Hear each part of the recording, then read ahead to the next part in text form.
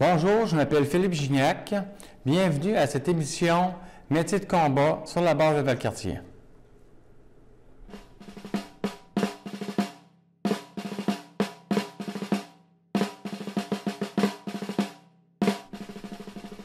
Bonjour.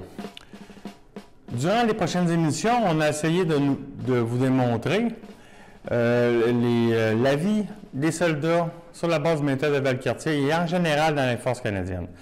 Lorsqu'on parle de soldats des forces armées canadiennes, on parle aussi de l'unité de l'armée de terre, l'unité navale, la marine et l'unité des forces aériennes qui est l'Air Force. Aujourd'hui, qu'est-ce qu'on va essayer d'expliquer? C'est de démontrer comment un soldat ou un vétéran ou un ancien combattant se sent lors du 11 novembre. C'est pas seulement une question de date dans un calendrier. Et durant les émissions que vous avez écoutées, les 4 dernières émissions, vous allez comprendre que la vie d'un soldat n'est pas tout le temps facile, puis elle n'est pas toujours de repos.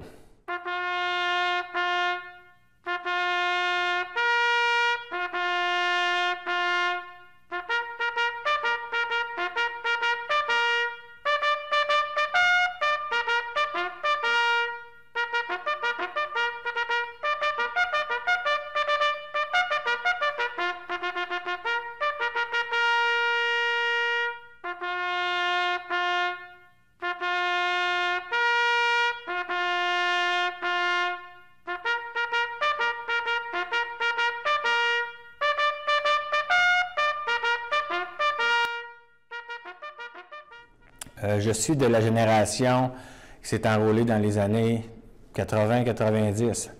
Alors, le jour du souvenir pour nous, éthiquement, nos parents nous l'avaient montré, la majorité des soldats. Ils portaient le coquelicot, on savait que c'était pour rendre honneur à nos soldats qui s'étaient battus lors de la Première et Deuxième Guerre mondiale et la guerre de Corée et d'autres conflits. Mais la Première Guerre mondiale, lorsqu'on voyait un vétéran de la Première Guerre mondiale, c'était très lointain. Et lorsqu'on voyait un guerrier, j'appelle ça un guerrier, ou un soldat ou un ancien combattant de la Deuxième Guerre mondiale qui avait débarqué au débarquement, il avait participé au débarquement de Normandie, c'était très impressionnant, mais c'était encore très loin dans notre esprit. Alors, lorsqu'on était jeunes soldats, les 5 premières années, on était figurants sur les parades pour rendre honneur à ces personnes-là. La dynamique n'était pas la même et la population avait un grand respect pour ces hommes-là. Par contre, à partir des années 80-90, avec toutes les missions, les déploiements de paix et les conflits intérieurs, ce que je veux dire, c'est le verglas, les inondations, la crise d'Oka, toutes les situations que l'armée a dû faire déployer des centaines et des centaines de soldats pour aider la population canadienne. Je me rappelle que nos grands-parents nous parlaient, moi, mes grands-parents, personnellement, parce que je parle de mon expérience personnelle, nous parlaient du débarquement de Normandie, nous parlaient à quel point l'entraînement pour la Deuxième Guerre mondiale était rigoureuse. Et juste le fait d'entendre à la radio les paroles du dictateur allemand, Adolf Hitler, les Canadiens, ils savaient très bien qu'ils n'allaient pas là pour le plaisir. Alors, puis même encore, lorsqu'on regarde ces vidéos-là, on en a la chair de poule avec tout ce qui s'est passé. Alors, je vais vous laisser sur ces images et par la suite, on va continuer à discuter là, sur les sujets de l'ONU et des guerres actives là, et comment les anciens combattants se sentent lors du jour du souvenir durant tout ce qui s'est passé durant leur carrière militaire.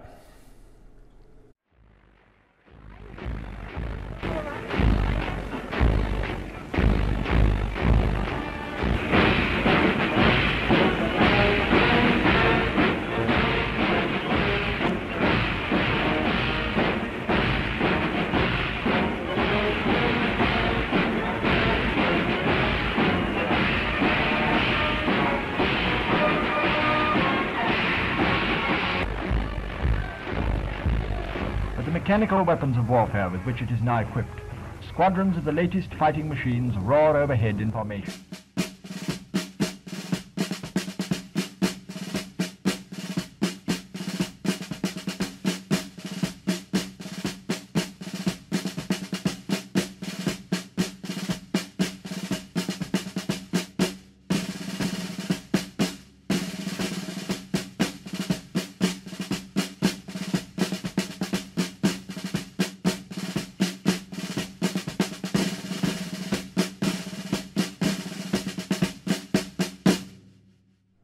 Alors, comme vous avez pu remarquer sur les dernières images, la Première, la Deuxième Guerre mondiale étaient sans doute là, les guerres les plus cruelles qui ont fait des millions et des millions de personnes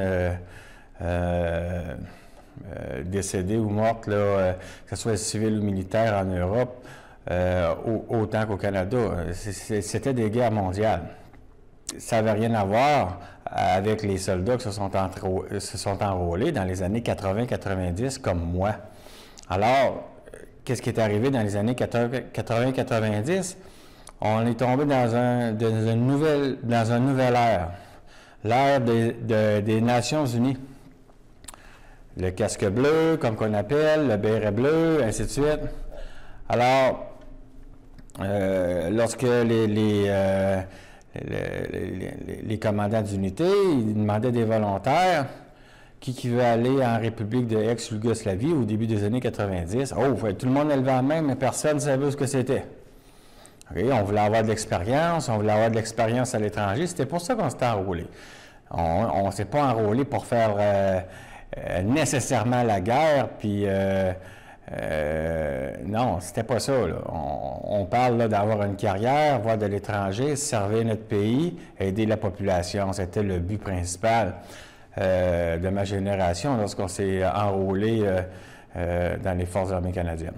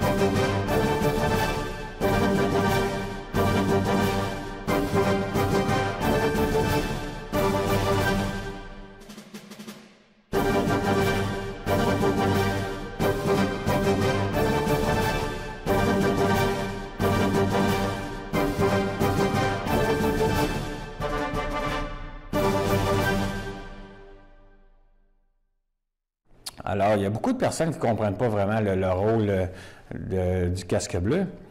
Il y a eu beaucoup de missions, là, que probablement que la plus populaire, c'est la Bosnie-Herzégovine ou, à l'époque, la République de l'ex-Yougoslavie. Il y avait eu des génocides.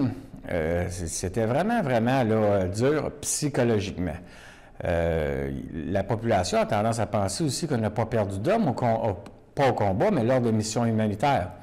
Okay? Moi, je me souviens qu'il fallait aller porter, lorsque j'étais en Bosnie, il fallait aller porter de la nourriture sur une maison, parce que en haut d'une montagne, dans la région de la Bosnie, c'est vraiment, vraiment montagneux. Et j'étais obligé, c'était tellement glacé, puis j'avais un véhicule chenillé, puis les pentes étaient vraiment abruptes, puis à côté des pentes, il y avait des ravins quasiment de 800-900 mètres, des fois des kilomètres de précipice. J'ai été obligé de faire descendre les hommes qui étaient en arrêt de mon véhicule pour descendre tout seul. Fait qu'on se disait, ben si je suis plus capable de contrôler mon véhicule, si j'ai pas le temps de sauter en bas, il y a juste moi qui va y rester. Vous allez dire, oh, c'est des paroles un petit peu plus dures. Mais ça a déjà arrivé des accidents similaires, parce qu'il ne faut pas se le cacher, même si on est casque bleu, on a des armes à feu, on est toujours dans une zone grise. Pour faire la paix, parfois, il faut faire la guerre. Mais notre but à nous, c'est qu'on avait deux peuples qui voulaient s'entretuer.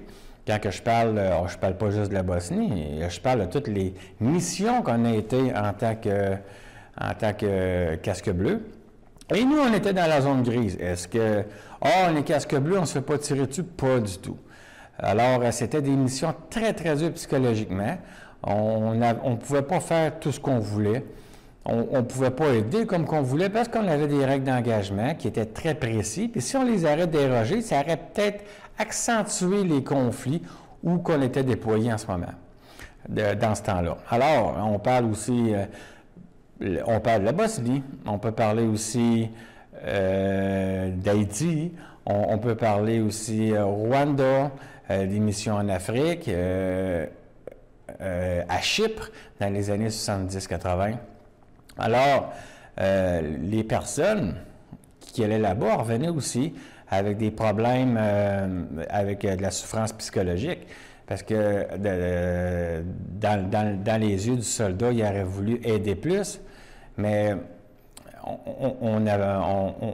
on avait des règles à suivre et si on n'aurait pas suivi ces règles-là, on serait probablement encore en Bosnie ou en Haïti. En Haïti, le conflit serait encore plus pire, probablement. Le monde il dit ça ne peut pas être plus pire en Haïti. Ah, moi, j'ai vu en 96 que c'était vraiment grave aussi. Une chance qu'on était là, on formait les policiers, on patrouillait dans les rues, on se faisait tirer dessus parce qu'ils ne voulaient pas avoir l'ONU là. Mais on a réussi à faire quand même une bonne chimiose puis en Haïti. Ça a été très difficile aussi en Afrique. Ça a été très difficile aussi en Bosnie parce que en Bosnie, on avait beaucoup de cultures qui ne savaient pas. Il y avait des musulmans bosniaques, des musulmans catholiques, il y avait des Serbes catholiques, des Serbes n'aimaient pas les musulmans. C'était tellement, tellement, tellement compliqué que l'ONU était indispensable. Puis les soldats canadiens étaient tellement professionnels qu'on était capable de s'adapter vraiment à cette position-là. Mais lorsqu'on revenait, parce qu'on parle des missions de minimum de 6 mois, lorsqu'on revenait le soir, c'était des grosses journées. Des fois, on pouvait passer des 24 heures, plusieurs jours sans dormir, parce qu'on était pris sur des points de contrôle, et ainsi de suite. Alors, pour les personnes qui ne savent pas vraiment c'est quoi les casques bleus, oui, c'est très, très, très, très dur émotivement d'être déployé à l'extérieur de sa famille, d'essayer de faire dans les règles de l'art pour représenter ton pays, puis parce que maintenant, si ça va bien dans le monde où ce que les casques bleus ont été déployés, c'est en cause du professionnalisme des soldats canadiens. Et les soldats canadiens sont très réputés pour leur engagement dans la cause, là, peu importe la cause où ils sont déployés. Alors, oui, puis dans les années 90, on voyait aussi de plus en plus lors de la parade de l'armistice, qui est le 11 novembre, c'est la seule occasion qu'on a le droit de porter notre béret bleu en signe de l'émission qu'on a faite à l'ONU et des soldats qu'on a perdus, soit par accident ou des soldats qu'on a perdus, qui ne sont jamais revenus de l'auto opérationnel, point de vue psychologiquement, et qui se sont donné la mort en revenant.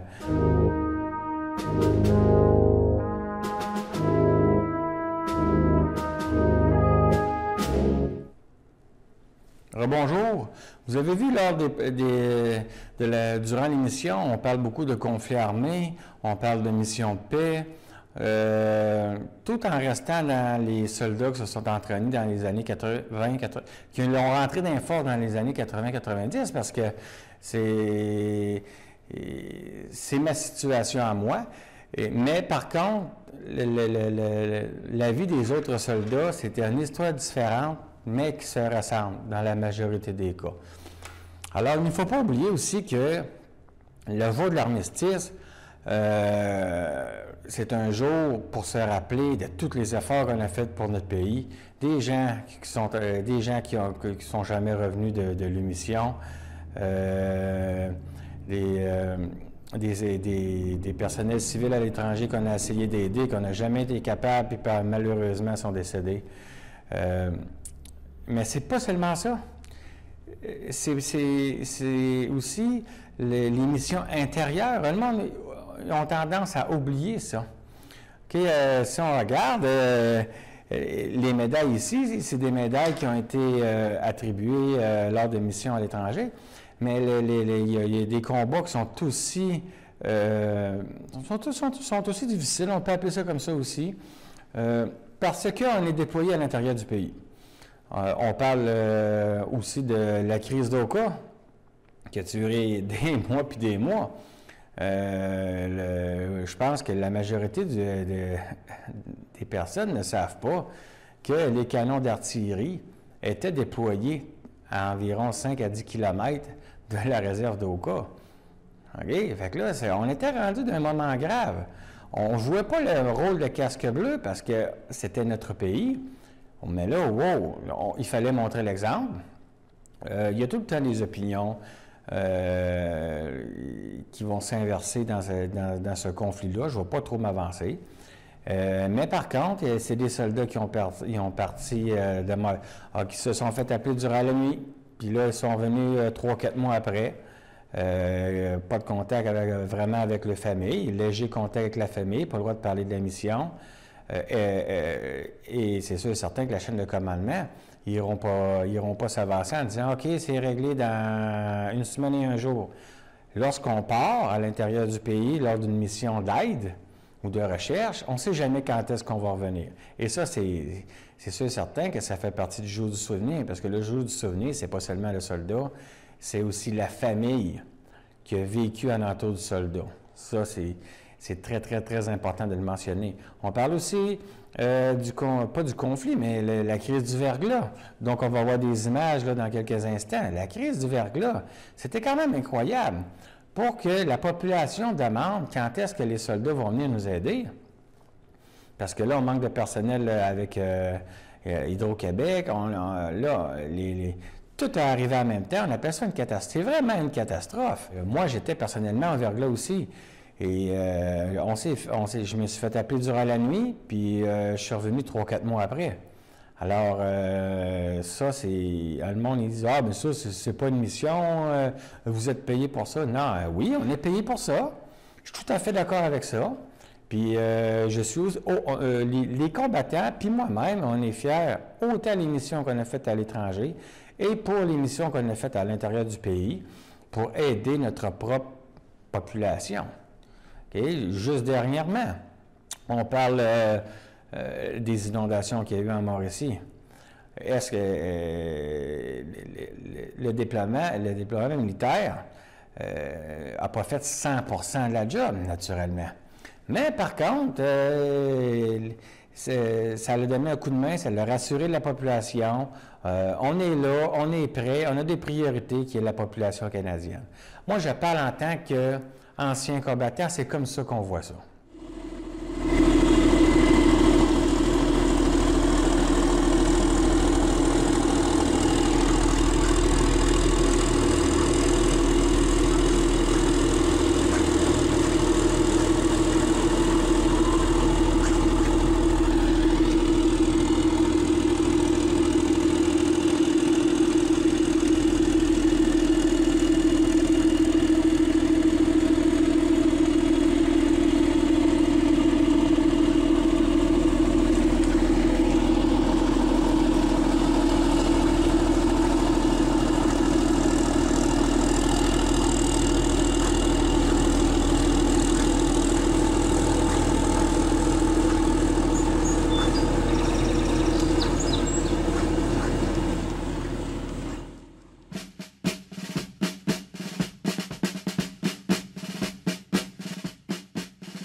C'est pas seulement la guerre, les conflits armés, c'est pas seulement l'ONU, c'est pas seulement les missions humanitaires, c'est aussi les catastrophes naturelles à l'intérieur et les conflits à l'intérieur du pays que nous devons régler.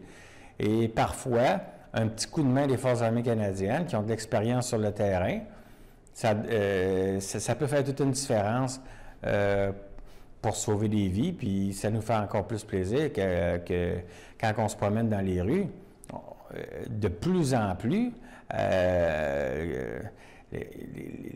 la population civile est très reconnaissante parce qu'ils savent très bien qu'on a beaucoup d'expérience dans ce genre de mission-là à l'étranger.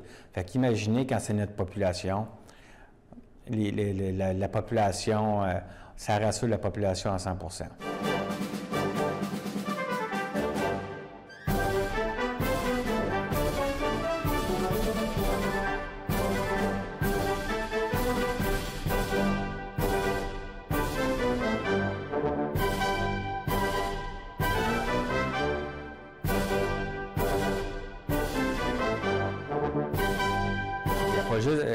Comme que je voulais l'expliquer au début, les victimes qu'on rend honneur au jour du souvenir, c'est aussi les victimes lorsqu'on fait des manœuvres, des exercices sur les bases militaires pour nous préparer à de prochains déploiements. Soit pour se préparer pour aller à des missions humanitaires. Là. Il n'y a plus bien de missions humanitaires, il y en a quelques-unes. Mais pour se préparer pour aller en Afghanistan, pour se préparer pour aller en Afrique, faire un exercice, c'est pas un jeu, c'est pas des carabines à plomb, on n'a pas des véhicules,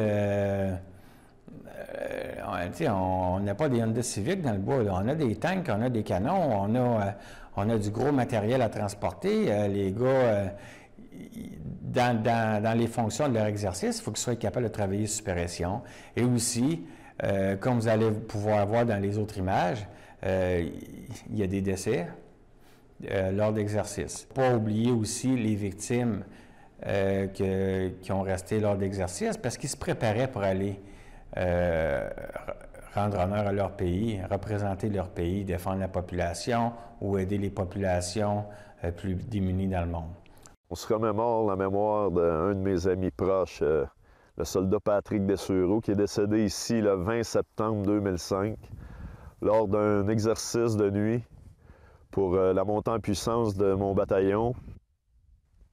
En vous réunissant autour de cette croix, en vous rappelant la mémoire du soldat Patrick Dessureau, vous faites honneur à votre régiment. Alors, avec tout ce que vous avez pu voir, dans les yeux, dans le cœur d'un ancien combattant et d'un soldat actif, c'est pas seulement « Ah, les gars, ils ont de la peine, ils se rappellent, ils sont traumatisés, ils se rappellent du monde qu'ils ont vu mort. » Oui, c'est le cas, pour certains, mais la majorité du monde, c'est plus compliqué que ça. On parle, lorsqu'on baisse la tête, on est fier de ce qu'on a fait. C'est un moment de l'année qu'il faut vraiment prendre le temps. La vie passe tellement vite maintenant. De prendre le temps de penser aux personnes qui ont perdu la vie sur le champ de bataille, lors de missions humanitaires, lors d'exercices, tous les efforts qu'on a dû faire durant toute notre carrière militaire pour servir notre pays, lors d'inondations, lors de crises météorologiques et d'autres crises là, à l'intérieur du pays. Alors, lorsque vous voyez un soldat baisser la tête, lorsque vous voyez un soldat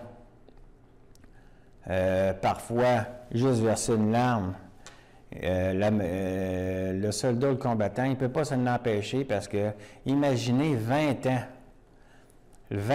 en 1 minute qui repasse dans votre cerveau. C'est un pensez-y bien. Alors, pour cette émission, j'espère que vous comprenez que c'est pas des émissions pour le faire du recrutement. C'est seulement une émission pour vous mettre en arrière des yeux d'un soldat. Alors, on se voit la semaine prochaine. Bonne fin d'émission. Bonne journée.